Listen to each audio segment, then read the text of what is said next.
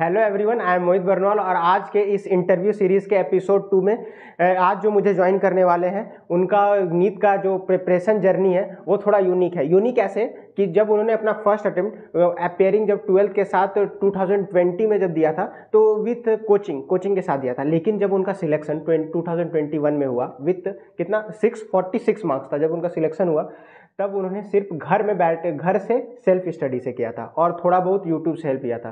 तो चलिए जानते हैं मोहित राय से उनकी कहानी।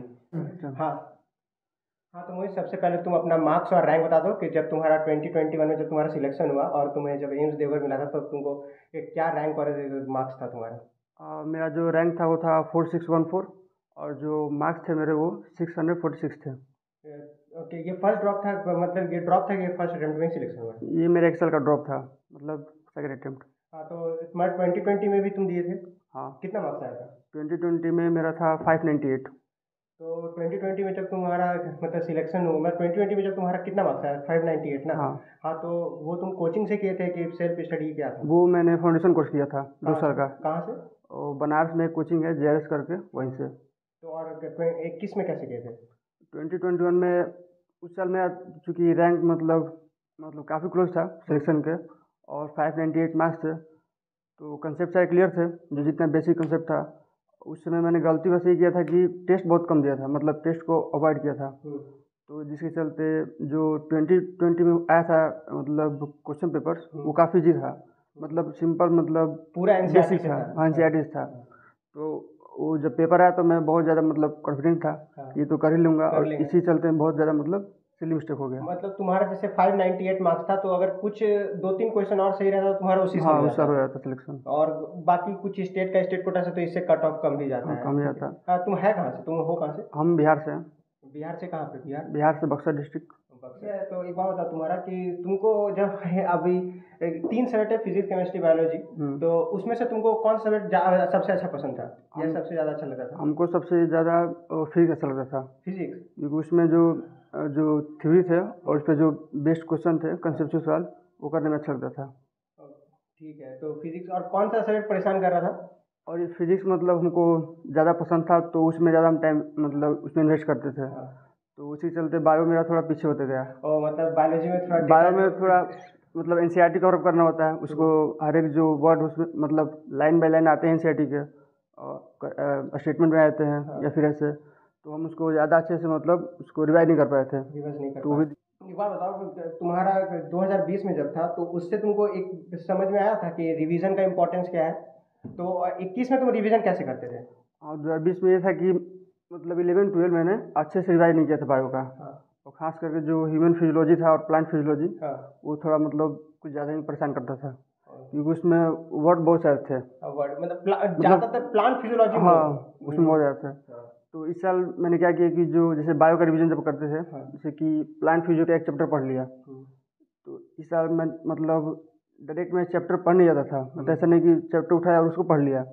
जो PY के क्वेश्चन थे जो 2010 के बाद से थे, क्योंकि उस समय से एनसीईआरटी बेस्ड आना स्टार्ट हुआ था क्वेश्चन, तो पहले मैं क्वेश्चन करता था और उससे हमको ये पता लगता था कि मतलब वीकनेस कहाँ है, ज़्यादा मतलब कंसेप्ट कहाँ पे क्लियर नहीं है, तो उससे ये पता चलता था। फिर मैं उसको रिवाइज करने बैठता था। इससे क्या फ़ायदा है कि आप और क्वेश्चन करके फिर रिवाइज करते हैं तो उसमें ज़्यादा फ़ायदा होता है, क्योंकि पता है कि आप गलती कहाँ कर रहे हैं, तो जहाँ गलती करें उस पर ज़्यादा फोकस करेंगे, उसको अच्छे से पढ़ेंगे। हाँ, तो अच्छा ये बताओ तुम कोई चैप्टर पढ़ने के बाद प्रीवियस ईयर क्वेश्चन जो बोलता है ना, तो प्रीवियस ईयर क्वेश्चन तुम 1998 के बाद से सॉल्व कर रहे थे कि 2010 और उसके बाद वाला सॉल्व कर रहे थे या शुरू से? प्रीवियस ईयर मैं 2010 के बाद सॉल्व कर रहा था, चाहे फिजिक्स केमिस्ट्री या बायो। उसके पहले बहुत आउट ऑफ एनसीईआरटी रहता था ना क्वेश्चन।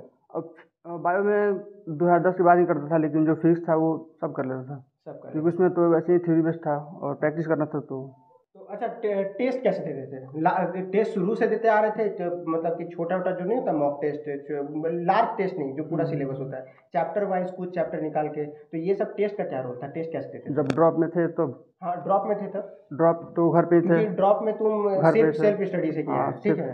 तो क्योंकि अगर तुम कोचिंग में थे जब तो 20 में तो कोचिंग वाला तो महीना में या 1 मंथ में तो लेते हैं एक महीना में होता था एक हाँ, टेस्ट। तो वो तो अलग बात है कि जो कोचिंग वाला टेस्ट होता है वो देते हैं। घर में जब वही सवाल होता है कि जो कोई भी स्टूडेंट, बहुत स्टूडेंट हमको भी कभी कमेंट करके पूछता है कि भैया अभी हम घर में हैं, घर से ही सेल्फ स्टडी कर रहे हैं, तो फिर हम घर में कैसे मतलब टेस्ट दे सकते हैं, क्योंकि सब बोलता है कि टेस्ट बहुत मैटर करता है। तुम कैसे कर रहा था टेस्ट? सबसे पहले तो ये कि टेस्ट देने का मन नहीं करता है, क्योंकि डर लगता है कि यदि नंबर कम आ जाएंगे हाँ तो फिर थोड़ा स्ट्रेस होगा, डिप्रेशन होगा। हाँ, ये तो है।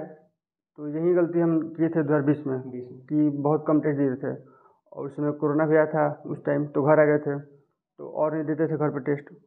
तो वही मेन रीज़न है कि एग्ज़ाम में सिलेबस ठीक हो गया, नहीं तो उस साल शायद सिलेक्शन हो सकता था। तो इस साल जब ड्रॉप ईयर में घर पे थे तो इस बार मैं सोच लिया था कि अब टेस्ट देना ही है। मतलब एक टारगेट था कि मतलब एग्ज़ाम से पहले मिनिमम 50 टेस्ट देना है, दे के जाना है। और डरना है नहीं, क्योंकि जो मार्क्स है वो तो हमको ही बस पता चलेगा, बाकी लोग तो है नहीं देखने वाले। तो फिर मैंने टेस्ट देना स्टार्ट किया, पहले पार्ट वाइज टेस्ट दिया। ठीक है, टेस्ट कहाँ से दे रहे थे? जो एलिंग का है उसका मतलब टेस्ट सीरीज था, वो टेलीग्राम पे मिल जाता है पेपर। हाँ, तो मतलब कि कोई भी कोचिंग हो गया, आप आइलैंड उठा लीजिए, आकाश उठा लीजिए, एलिन आकाश का, या फिर PWR है, अनअकैडमी, सबका जो टेस्ट सीरीज होता है ना PDF के फॉर्म में, उसका आंसर की सब आपको टेलीग्राम में टेलीग्राम कहीं मिल पे भी जाता है। मिल जाएगा इधर उधर। तो आप वहाँ से उठा के सिर्फ अपने घर में ही बैठ के आप 3 घंटा 3 आवर बैठ के आप अपना पार्ट वाइज भी दे सकते हैं, मेजर टेस्ट भी दे सकते हैं, और खुद को एनालाइज कर सकते हैं कहाँ पे गलती हो या गई। फिर ऐसे भी उसमें क्वेश्चन भी आता है, ऐसे 15 क्वेश्चन करके फिजिक्स का, केमिस्ट्री, बायो का, तो वही प्रैक्टिस करते थे। ठीक है। तो टेस्ट में ये था कि जैसे कि इसमें ये है कि अपने आप को कंट्रोल चाहिए, क्योंकि 3 घंटा देना है, कोई देखने वाला है नहीं, टीचर नहीं है। हाँ, तो आप बनाते बनाते ऐसे वो आंसर देख लीजिए। तो पेपर डाउनलोड करके उसको जब फिर मोबाइल को फ्लाइट मोड में ऑन करके फिर अपना टेस्ट देते थे। फिर जब 3 घंटा होता था तभी तभी उठते थे। और आपको अगर कहीं 3 घंटा 3 आवर बैठने में दिक्कत हो रहा है, साथ में पानी लेके बैठिए उस टाइम। हाँ, ये भी नहीं ज़्यादा पानी नहीं बैठिए तो फिर पानी पीने के बाद आपको जाना पड़ जाएगा। ठीक है। और फिर हाँ, ये टेस्ट देने का ये फायदा हुआ कि हमको मतलब मेरे मार्क्स धीरे धीरे बढ़ने लगे। तो उस समय ये रियलाइज़ हुआ कि टेस्ट से डरना नहीं चाहिए, क्योंकि आपको बस लगता है कि कम नंबर आ जाएंगे, लेकिन क्या पता मतलब अच्छे नंबर आते हैं, फिर उससे और कॉन्फिडेंस बढ़ता है। अब देखिए ना, मेरा अब कम नंबर तो स्टार्टिंग में तो कम नंबर होता ही है, तो आता है। फिर धीरे धीरे मान लीजिए आपको स्टार्टिंग टेस्ट में 350 आ रहा है, फिर उसके बाद धीरे धीरे इंक्रीज करेगा। अच्छा, स्टार्टिंग का टेस्ट में कितना नंबर आ रहा था जब ड्रॉप ईयर में स्टार्ट किए थे? तो ड्रॉप ईयर में पहला जो था एलिंग का टेस्ट दिए थे, हाँ। तो उसमें आया था 590 मार्क्स। फिर उसके बाद पार्ट वाइज देना स्टार्ट किए, तो 620 हुआ, फिर 640 हुआ, फिर लास्ट में जब एग्ज़ाम मतलब करीब पास आया 1 महीना 2 महीना, तब तक 650 660 आने लगा, उतना आने लगा। हाँ। ठीक है, तो उसके बाद कॉन्फिडेंस बिल्डअप होने लगा। और टेस्ट में जो गलती होता था उसको कहीं लिखते थे? उसको एक मतलब मेरे पास वो था, मतलब नहीं क्या बोलते उसको, कोई नोटबुक या कुछ भी छोटा सा नोटबुक टाइप का था, उसी में लिखते थे ये गलती रिपीट नहीं करना है। और ये भी है कि जो मतलब ये है कि कैसे नेगेटिव मतलब पॉइंट को अवॉइड करें टेस्ट में, इसका बहुत सारा वीडियो है यूट्यूब पे। तो मैं मतलब वो कभी देखा नहीं, लेकिन एक बार एक एलिंग के सर हैं, राजेश महेश्वरी कोई सर हैं, तो उनका एक वीडियो आया था यूट्यूब पे कि कैसे नेगेटिव पॉइंट को अवॉइड करें टेस्ट में। तो वो मैंने वीडियो देखा था ऐसे ही कि चलो देख ही लेते हैं। तो उन्होंने 5 पॉइंट कुछ बताए थे, तो वो पॉइंट मैंने मतलब देखा, और उसके बाद से हर एक मतलब टेस्ट में मेरे 650 प्लस आए थे। अच्छा, तुम एक बात बताओ कि तुम्हारा सब्जेक्ट वाइज अप्रोच क्या रहता था, कि फिजिक्स कैसे पढ़ते थे, केमिस्ट्री का क्या रोल था, बायोलॉजी कैसे पढ़ रहे थे? फिजिक्स में यह था कि उसमें मतलब क्वेश्चन प्रैक्टिस ज़्यादा करना है, क्वेश्चन प्रैक्टिस, क्योंकि पहले थ्योरी पढ़ना अच्छे से, और थ्योरी के लिए सोर्स क्या था, सोर्स कहाँ से पढ़ रहे थे? सोर्स तो होगा ना कुछ। 11-12 में जो सोर्स था वो कोचिंग के नोट्स थे, लेकिन जब ड्रॉप ईयर में आया तो NCERT पढ़े नहीं थे बिल्कुल 11-12 का, लेकिन जब टाइम तो था ही, तो सोचे कि पढ़ लेते हैं, क्या पता मतलब कुछ कॉन्सेप्ट बिल्डअप हो जाए। तो थर्मोडायनेमिक्स से मैंने पढ़ना स्टार्ट किया, थर्मोडायनेमिक्स से। तो उससे ये पता चला कि जो बेसिक होते हैं, जो बेसिक वो नॉलेज नहीं मिल पाता है ऐसे बस क्वेश्चन प्रैक्टिस करने से। और वो जब मैंने पढ़ा उसको, और जो टेस्ट में ऐसे ही मतलब थ्योरी बेस्ड क्वेश्चन आए थे, तो उससे ज़्यादा सही होने लगा। तो यूट्यूब का कोई रोल था? यूट्यूब से कुछ लिए थे हेल्प? यूट्यूब में एक सीरीज करके है, फिजिक्स वाला का पेज सीरीज करके, पीडब्ल्यू का पेज सीरीज, वो सीरीज तो 3 मंथ का, जो 3 मंथ का था, 11th का। तो जो फिजिक्स में चैप्टर वीक थे उसको देख लेते थे वहाँ से, और वो बहुत हेल्प किया, वो और NCERT बस 2 ही सोर्स थे। कहने का मतलब इनका ये है कि आपका जो यूट्यूब में ही है ना, कि आप अगर करना चाहते हैं सेल्फ स्टडी, तो वहाँ पे बहुत सारा कंटेंट अवेलेबल है, सिर्फ आपको अपने आप को मेंटेन करना है। क्योंकि आपको अगर आप सेल्फ स्टडी कर रहे हैं तो आपको आपका कोच और स्टूडेंट, मतलब आप टीचर भी खुद के खुद हैं और स्टूडेंट भी खुद के खुद हैं, तो आपको थोड़ा मेंटेन करना है डिस्ट्रैक्शन, और ये भी बहुत चीज़ होता है ना यूट्यूब में, सिर्फ पढ़ाई का नहीं है, आपका मूवी है, ये सब कॉमेडी वीडियोस है, और शॉर्ट्स भी अब आ गया है, तो वो सब पे आपको नहीं जाना है। जब आप स्टडी टाइम और अपना जो प्ले टाइम है उसको बांट के रखिएगा, ठीक है। और वीडियो भी देखे तो किसी एक ही कोचिंग का हाँ, देखे ये भी मैटर करता है कि जब आप स्टार्टिंग में तैयारी कर रहे हैं, मतलब आप किसी भी, जब बहुत सारा चैनल अवेलेबल है, तो आप एक बार फिक्स कर लीजिए कि दो तीन का देख लीजिए स्टार्टिंग में, अब एक चैनल पे स्टिक रहिए कि अब हमको इसी, क्योंकि दो चार चैनल पे दौड़िएगा ना तो नहीं हो पाएगा, तो आप किसी एक को ही फॉलो कीजिएगा, तभी होगा, ठीक है। कई मन करता है कि जैसे एक ही टॉपिक पे हाँ, इनका वीडियो देख ले, उनका भी देख ले, तो उतना टाइम नहीं ना ना आपके पास, करना भी नहीं हो तो कुछ फायदा नहीं उस उससे। तरह से आपको करना भी नहीं है। तो आप यूट्यूब में अगर किसी का फॉलो कर रहे हैं तो सिर्फ एक ही, मतलब किसी एक का ही चैनल फॉलो कीजिएगा, ठीक है, आपका जो मन है। केमिस्ट्री के लिए क्या कर रहे थे? केमिस्ट्री के लिए बस एनसीईआरटी। एनसीईआरटी, हाँ, और ऑर्गेनिक सब तो वही। ऑर्गेनिक तो पूरा एनसीईआरटी और इनऑर्गेनिक भी। हाँ। और यही था कि जैसे कि क्वेश्चन प्रैक्टिस के लिए जो एलिंग का मॉडल होता था वो मैंने डाउनलोड कर लिया था टेलीग्राम से, वहाँ से जो उसके ऑब्जेक्टिव्स में आते हैं क्वेश्चन उसको मैं लगाता था। ठीक है। और अच्छा, तुम बायोलॉजी कैसे करते थे? बायोलॉजी तो हमको क्या बताते, हम जिससे भी पूछे वो तो बोलता है एनसीईआरटी इज द किंग, सही है। एनसीईआरटी किंग तो है ही, इसमें मतलब कोई डाउट नहीं, क्योंकि आप जब 2020 के बाद से अगर पेपर उठा लें हाँ हाँ, तो उसमें ऐसा एक भी क्वेश्चन नहीं जो एनसीईआरटी बाहर है। बाहर है। अब तो हर एक वर्ड मतलब उसका जो लाइन है सेंटेंस है वो सीधे वही हाँ, किसी भी लाइन से असर्शन रीजन बना देते हैं। हाँ बनाता है। हाँ, तो आपको बायोलॉजी के लिए फिर बता रहे हैं, और आपको कोई भी होगा, आप कहीं भी सर्च कीजिएगा, बायोलॉजी के लिए एनसीईआरटी के अलावा आपको दूर नहीं भागना है। हाँ, बशर्ते अगर आप कोई टेस्ट दे रहे हैं और एक दो क्वेश्चन आपको रिलेटेबल लग रहा है कि, तो आप वही एनसीईआरटी का ना, वो क्या है, एनसीईआरटी का आप अपना बुक में ही बहुत सारा स्पेस रहता है, लिख के वहीं बगल में लिख सकते हैं। हाँ, और आप और एक बार बताओ तुम, कि जब एक सवाल और, कि जब तुम्हारा एक मंथ बचा हुआ था, जैसे कि इससे कब एग्जाम हुआ, सितंबर में एग्जाम हुआ था, 21 में, तो जब 1 मंथ बचा हुआ था, तब तुम रिवीजन मतलब कैसे कर रहे थे? रिवीजन करने में तुमको कितना टाइम लग रहा था? एक चैप्टर में कितना टाइम लग रहा था? तो 2 आवर 3 आवर या कैसे? रिवीजन बायो का अगर ले लो तो शुरुआत से ही करते आए थे हर एक टाइम पे, जैसे कि आज कोई चैप्टर पढ़ लिया प्लांट फ्यूजन का एक चैप्टर, तो अगले दिन उसको मतलब देखना ही एक बार, क्योंकि रिवाइज नहीं करेंगे फिर भूल जाएंगे, और वो पॉइंट उस पर ज़्यादा फोकस करते थे जो मतलब हमेशा भूल जाते हैं। जैसे कि प्लांट फ्यूजन है एक, जैसे कि क्लोरोफिल ए और बी का सबका कलर क्या क्या होता है वो हमेशा भूल जाते थे, तो उस पर ज़्यादा फोकस करते थे, तो 15 मिनट में रिवीजन हो जाता था। ऐसा लगता है कि रिवीजन करने में टाइम जाता है, मतलब वेस्ट हो जाता है, लेकिन जब करेंगे तो ऐसा मतलब ऐसा फील होगा कि बहुत जल्दी होता है रिवीजन। और हाँ, अगर आप जैसे रिवीजन कर रहे हैं तो फिर आप ऐसा भी कर सकते हैं कि जैसे सुबह वाला टाइम हो गया, या फिर आपका जो प्रोडक्टिव आवर्स है, जब आप पूरा एक्टिव रहते हैं, तब आप अपना कॉन्सेप्ट क्लियर कीजिए और पढ़ाई कीजिए। जैसे आप खाना खा लेते हैं, उसके बाद आपको थोड़ा नींद आता है, तो उस टाइम आप चाहे तो रिवीजन कर सकते हैं, तो आपको मतलब आप पेज भी पलट रहे, थोड़ा आ जाएगा। हाँ, बस ठीक है ना? उसमें बारे में यही है कि बस पेज पलटना है और देखना है वर्ड सेंटेंस क्या है। अच्छा मोहित, एक बात बताओ कि पढ़ाई जब मतलब तुम्हारा स्टडी हो रहा था, तो स्टडी के अलावा तुम अगर तो थोड़ा मन रिफ्रेशमेंट के लिए क्या करते थे? और जैसे कि पढ़ते पढ़ते मतलब जैसे कि हम टाइम सेट कर देते थे कि 45 मिनट तक पढ़ना है, तो मोबाइल में टाइमर होता था सेट। उसके बाद फिर जब उठते थे तो मेरे घर में एक डॉगी है, तो उसके साथ कहीं बाहर घूम जाते थे या फिर उसके साथ थोड़ा सा खेल लेते थे, तो उसी में फिर 15 मिनट बाद फिर वापस आके पढ़ना होता था। और हाँ, ये भी जो होता है बहुत सवाल कि ऐसा तो नहीं होता है कि 1 साल का या 2 साल का जो जर्नी है उसमें ऐसा तो नहीं होता है कि हमेशा आप मोटिवेटेड रहें और एनर्जी लेवल पूरा टॉप पे रहता है, हमेशा आपको पढ़ने के मगर करता है। कभी कभी होता है कि 2-3 दिन से ही आपको लगातार दो दिन हो गया, 3 दिन हो गया, आपको पढ़ाई करने का मन नहीं हो रहा है, पूरा लो फील हो रहा है, पढ़ाई आप बुक खोल रहे हैं, पढ़ाई ही नहीं हो रहा है। तो जब आपको लो या नेगेटिविटी फील होता था इतना, तो आप कैसे ओवरकम करते थे, उससे कैसे बाहर आते थे, या उस टाइम क्या करते थे? मेरे साथ ही मतलब एक बार हुआ था, हमको याद है कि लगातार 3 दिन तक कुछ नहीं पढ़े थे, मतलब ऐसे वेब सीरीज या फिर ऐसे मतलब लग गए कुछ थे, भी देख रहे थे। हाँ। तो फिर जब दोबारा बुक मतलब देखे कि चलो पढ़ते हैं, तो फिर पढ़ने का मन भी नहीं करता है, क्योंकि रिग्रेट फील होता है कि 3 दिन तो कुछ नहीं पढ़े हैं, फिर क्या होगा। हाँ, तो उससे मुझे लगता है कि अब तो फिर से नीट नहीं निकलेगा, मतलब बहुत निगेटिव पॉइंट आता है। तो उसे क्या करते थे कि जो मतलब मेरा टॉपिक वीक था, जिसपे मतलब जैसे एसएचएम हो गया, फिर इसमें ये सब थोड़ा कंफ्यूजिंग था। एसएचएम, हाँ, तो पहले से इसको हम लिख के रखे थे एक छोटा सा डायरी में, और उसका वीडियो देख लेते थे, क्योंकि जब पढ़ने बैठेंगे बुक तो वही नेगेटिव चीज़ें याद आएंगी कि नहीं पढ़े 3 दिन से तो इसलिए वीडियो देखते थे, उससे मतलब ये सब नहीं याद आती है। तो फिर और एक बार फ्लो बन जाता है तो फिर दोबारा पढ़ाई स्टार्ट हो जाता है। दोबारा स्टार्ट होता है, तो मतलब कि अगर आप, और ऐसा सबके साथ होता है, मतलब सब कर लेते हैं। मेरे साथ भी हुआ था, उसमें क्या है, कोई 2 दिन 3 दिन तक कोई मूवी देख ली, वेब सीरीज आ गया। हाँ, तो इससे आपको उसमें फंसना नहीं है, उससे आपको बाहर निकलना है। और उतना मत सोचिए, अगर हो गया है तो उससे बाहर आइए। गलतियाँ बेसिकली आपको गलती से सीखना है। दो चीज़ हो सकता है, या तो खुद गलती करके सीखिए, या तो दूसरे की गलती से सीख लीजिए। ये बताओ, फैमिली का क्या रोल था तुम्हारे प्रिपरेशन में, या मम्मी पापा या और कोई मेंटर?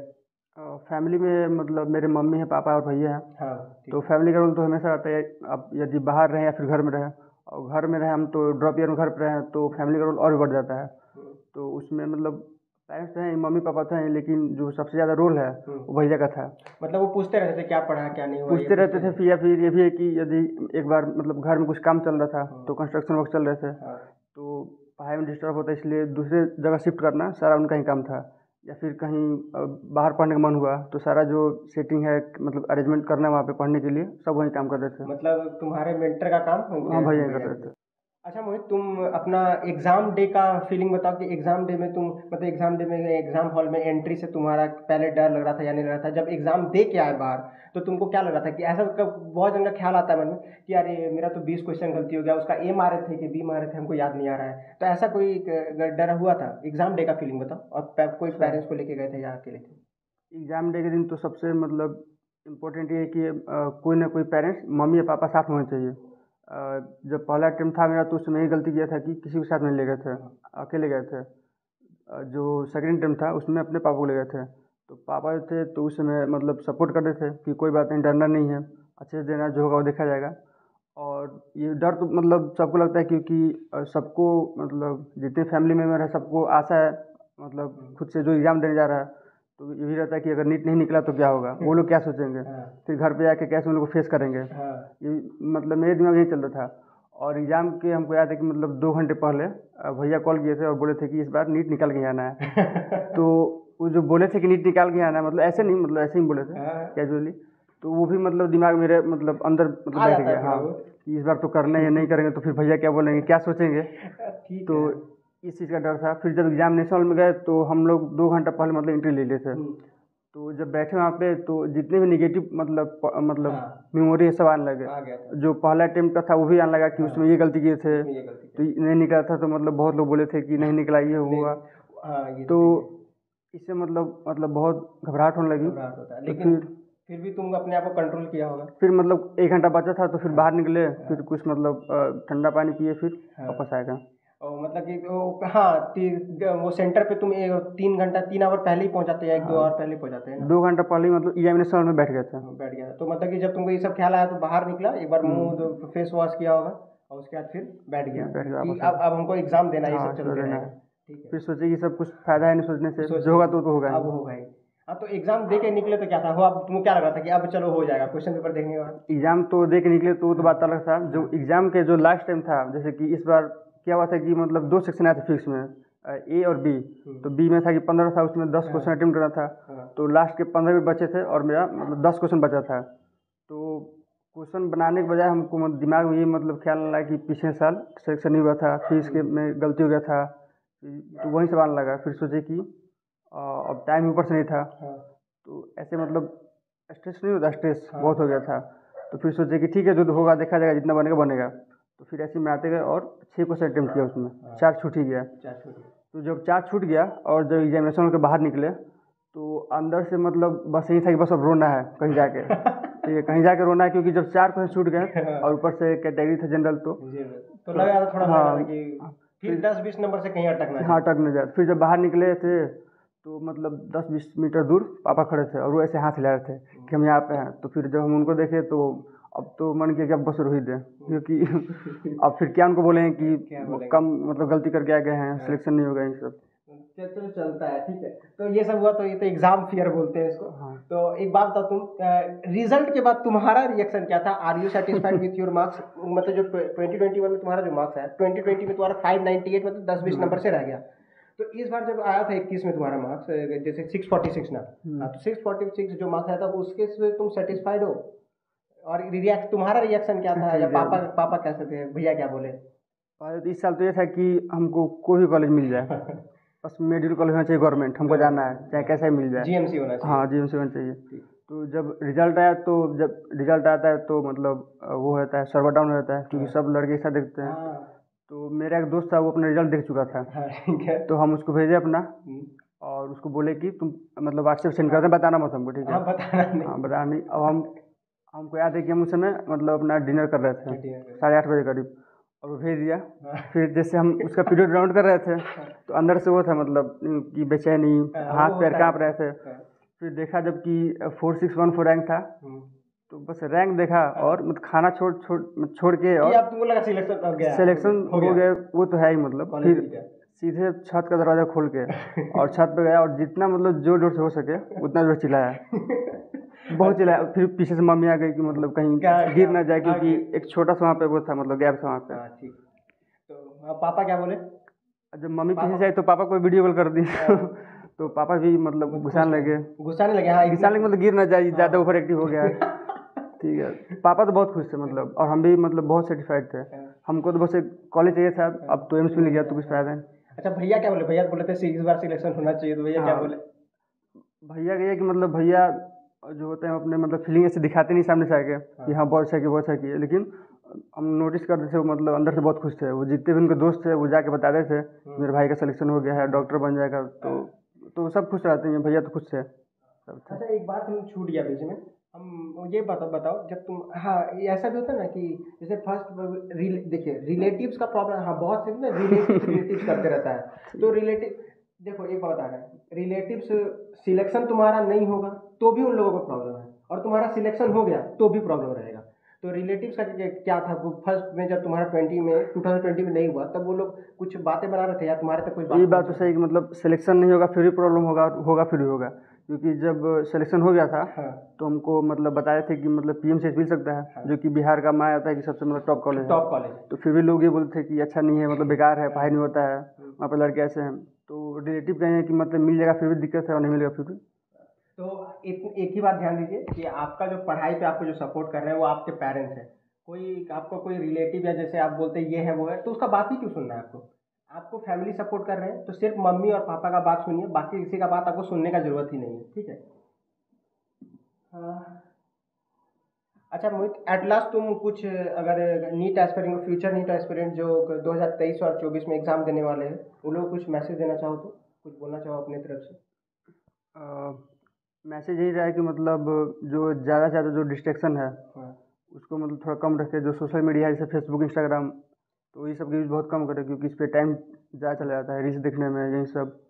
जितना सोशल मीडिया से दूर रहेंगे टाइम बचेगा, और पढ़ाई की तरफ फोकस करेंगे। हाँ, तो उससे तुम्हारा रैंक इंक्रीज कर सकता है। हाँ, मेरे पास तो मतलब स्मार्टफोन हम नहीं रखे थे जब तैयारी करते थे, तब ड्रॉप ईयर में था, लेकिन 11 12 नहीं था मेरे पास। ठीक है, तो आप समझ सकते हैं, या तो उस टाइम आप अकाउंट डिलीट भी कर सकते हैं, और डिलीट नहीं अगर आप कर सकते हैं तो रखिए, लेकिन यूज़ थोड़ा कम कीजिएगा, ठीक है। डिलीट करने से कोई फायदा है नहीं, फिर एक्टिवेट हो जाता है, फिर डिसएक्टिवेट कर लेता है। हाँ, तो मतलब अपने आप को समझा देना है। हाँ, तुमसे हम जब बात कर रहे थे एक बार, तो तुम हमको बोला था कि रिजल्ट के दिन तुम किसी को मिस कर रहे थे, और बता सकते हो कि थोड़ा बता दो तो अच्छा रहेगा अगर बता सकते हो तो। और जो रिजल्ट था मतलब उसे तो फैमिली जितने थे, भैया थे, मम्मी थे, पापा थे, और मेरी मौसी जो थी, वो सब लोग खुश थे, बहुत खुश थे। लेकिन फिर भी जो एक मतलब थे फैमिली मेम्बर जिनको हम अभी मिस करते हैं कि उनको होना चाहिए था, वो थे मेरे नाना जी। अगर वो होते तो हमको लगता है कि मतलब जो मेरे मम्मी पापा हैं उनसे भी ज़्यादा खुश होते हैं, क्योंकि वो उनका अलग रीज़न है खुश होने का। वो मतलब पहले का सपोर्ट है, वो मतलब वो है। मतलब तुम ज़्यादा क्लोज थे ना? हाँ, ज़्यादा क्लोज। तो thank you Mohit for this interview. And हमको लगता है कि जो पहले फर्स्ट अटेम्प्ट में किसी किसी का नहीं होता है ना, तो फिर वो थोड़ा डीमोटिवेट हो जाते हैं। तो वो डीमोटिवेट नहीं होना है, आप देखना है कि आपको क्या गलती रह गया, और उससे आपको सुधार करना है, ठीक है। तो हमको लगता है कि आप बहुत सारे स्टूडेंट्स को आपका इंटरव्यू से कुछ हेल्प हुआ होगा। Thank you for this interview.